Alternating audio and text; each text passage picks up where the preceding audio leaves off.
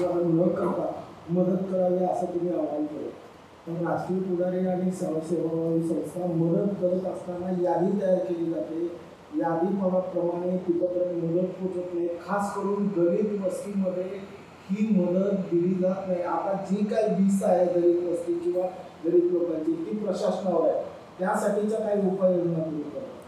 नाही, बिलकुल. आज आम्ही प्रशासनाची तातडीची बैठक या ठिकाणी आम्ही घेतलेली होती आणि त्या ठिकाणी कुटुंबनिहाय मदत पोचली पाहिजे याची व्यवस्था गावागावाला आपण रेस्क्यू टीम तयार केलेली आहे. गावामध्ये 10-10, 12-12 अधिकारी ठाण मांडून आहेत. त्यांना लिस्ट आउट करायला सांगितलेलं आहे. मदत कुठं पोचली याची माहिती घ्यायला सांगितली आहे. मदत कुठं पोचली नाही याची माहिती आपण घेतो आहे आणि त्या अनुषंगानं सेवाभावी संस्था मदत करतात तो त्यांचा विषय आहे. त्यामुळे त्यांनी कुणाला मदत करावी हा त्यांचा विषय आहे. परंतु ज्या ठिकाणी मदत पोचत नाही, ज्या ठिकाणी प्रशासनानं प्रत्येक कुटुंब आयडेंटिफाय केलेलं आहे आणि ज्या कुटुंबाला ज्याची आवश्यकता आहे त्या सगळ्या गोष्टी प्रशासनानं त्या ठिकाणी पोचवण्याची जबाबदारी घेतलेली आहे आणि तशा मला वाटतं सगळ्या टास्क फोर्स आपण तयार केलेली आहे आणि त्या अनुषंगानं ते काम चालेल आणि एकही बाधित कुटुंबातला एकही कुटुंब मदतीपासून वंचित राहणार नाही याची व्यवस्था या निमित्तानं करू. शासनाकडून जे तातडीची मदत ज्यांचं घर पडले त्यांना 10,000 रुपयाची उद्यापासून चालू होते. त्यांनाही 10,000 रुपयाची मदत त्यांच्या अकाउंटवर देण्याचं तातडीची मदत तात्पुरती आहे, पण पहिली मदत देण्याचा निर्णय शासनाने घेतला आणि ती आता उद्यापासून अकाउंटवर चालू होईल. तर या सगळ्या मदती आपण द्यायचा प्रयत्न करतो आहे. शेवटी हे नैसर्गिक संकट आहे, खूप अकरा-विकरा असं संकट आहे. या परिस्थितीला सामोरं जात असताना काही ठिकाणी त्रुटी राहतात. त्या त्रुटी आपण दाखवून देणं आवश्यक आहे, परंतु त्याचा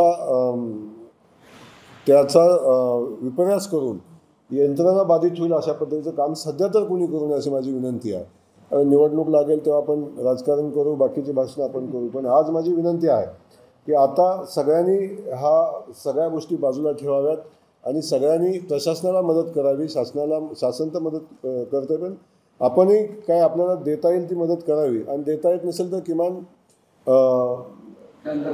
शांत राहण्याची भूमिका तर पार पाडावी एवढी माझी विनंती राहील. कारण शेवटी ही व्यवस्था उभी करत असताना आपण सगळ्यांनी एक प्रशासनाचं आभार मानले पाहिजेत. सगळ्यांनी आपण कौतुक केलं पाहिजे, आभार मानलं नाही पण कौतुक केलं पाहिजे की एवढ्या मोठ्या पुराच्या तडाख्यामध्ये 11-11 जेव्हा पूर आला त्यातून प्रशासनानं सगळ्यांचे जीव वाचवण्याचा प्रयत्न केला आणि वाचवले. एवढ्या मोठ्या ह्याच्यात एकही दुर्घटना घडली नाही की एकही ठिकाणी असं घडलं नाही, हे कौतुकास्पद आहे. त्यामुळे जे चांगलं काम करतं या पाठीवर आपण हात मारला तर आणखीन अधिकचं काम करण्याची प्रेरणा त्याला मिळेल. अशावेळी प्रशासनाचं आणि संबंधित यंत्रणेचं खच्चीकरण होऊ नये याची फक्त आपण सगळ्यांनी काळजी घेतली पाहिजे. माझी विनंती राहील सगळ्या राजकीय पक्षांना. आपलं व्यासपीठ वेगळा आपण लढू, पण आता ही वेळ लोकांना मदत करण्याची आपण एकत्रित मदत करू.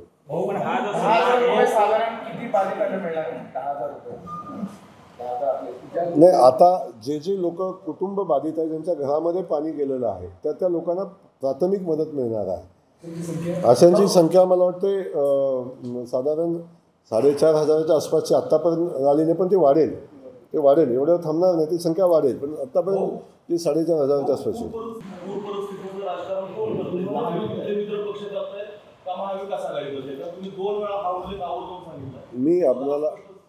मी स्पष्ट सांगेन की ते बोलण्याची ही वेळ नाही आहे. मी का बोललो आहे याची कल्पना आपल्याला आहे, पण ती बोलण्याची आज वेळ नाही, कुणा ब्लेम करण्याची आज वेळ नाही. माझी विनंती आहे सगळ्यांनाच विनंती आहे की आता या ठिकाणी राजकारण आपल्याला करू नये.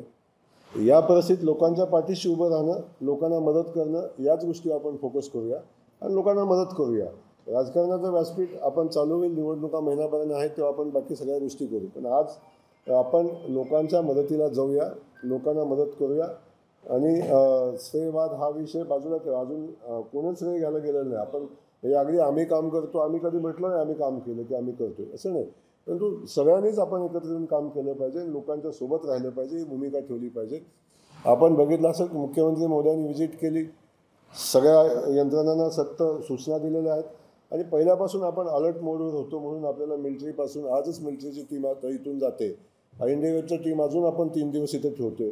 बाकीच्या सगळ्या कोल्हापूर सांगलीपासून आलेल्या सगळ्या बोटी त्यांचे सगळे लोक आपण या ठिकाणी ठेवतोय. त्यामुळं ही व्यवस्था आता जोपर्यंत पूर मूळ नदीच्या पात्रात जात नाही तोपर्यंत सगळ्या व्यवस्था आपल्याला उभ्या करायला लागतील त्या करतो आपण.